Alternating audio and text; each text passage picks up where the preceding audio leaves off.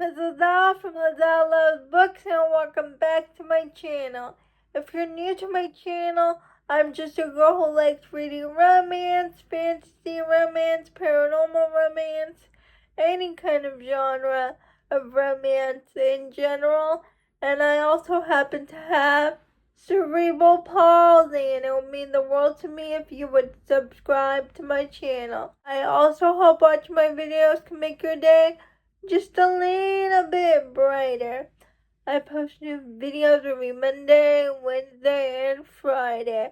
I hope you had a great weekend. In today's video, I'm going to talk about my bookish opinions that people may not agree with. I saw my friend just do this video and I thought it was a fun video to do, so I wanted to do it too. It's okay not to like popular books. It's okay that you don't agree with the masses, that a popular book is worth the hype. I love Sarah J. Maas. I will read anything she writes. Thorn of Glass and Akatar are my top book series of all time. But let's talk Crescent City. Now, I love the first book. The first book was top tier. The series went downhill for me when you get to book 2 and book 3. I didn't like those books.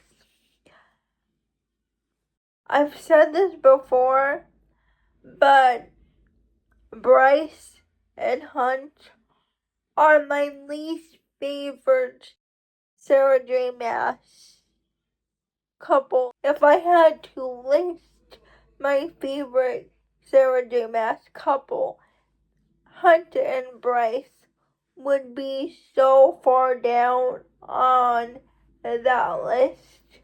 Like, I like the side couples in Thorn of Glass better than I like Hunter and Bryce as a couple. I know people will disagree with me. The latest book in that trilogy, but I didn't love it. But Rune's storyline with a certain person, that's the only saving grace of that third book for me.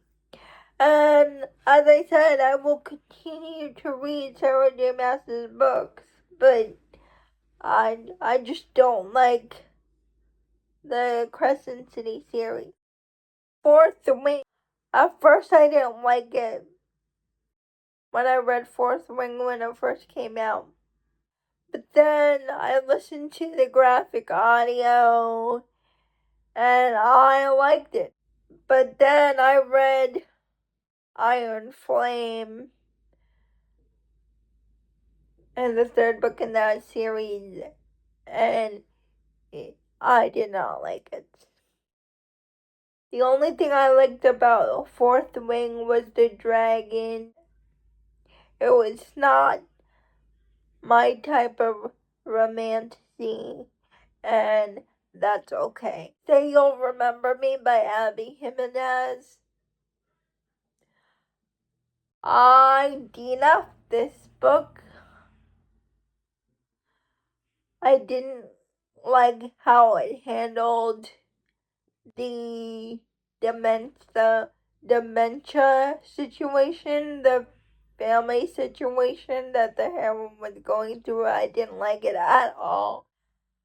I don't know what was up last year with all the books featuring dementia, but I had to DNF this book because I knew I was going to give it a lower rating. I don't like it when book covers don't have the same aesthetic. I love Peyton Corinne. I will read anything she writes. But let me show you the book cover of Unbound. Now, this cover is gorgeous. I love it. I love the couple on the cover. I love the beach in the background. the sunset going down. I love everything about it. But the one tiny little problem about this cover is that it doesn't match the previous covers. Here is the cover for Unsteady. Here is the cover for Unloved. It did not match. Will I still put Unbound on my wish list to get this book? Yes, I will, because I love everything Pete Corinne writes, but I wish the covers stayed matching. And also, in the previous covers of Unsteady, you can tell like it's a hockey romance. With Unbound, you can't tell it's a hockey romance.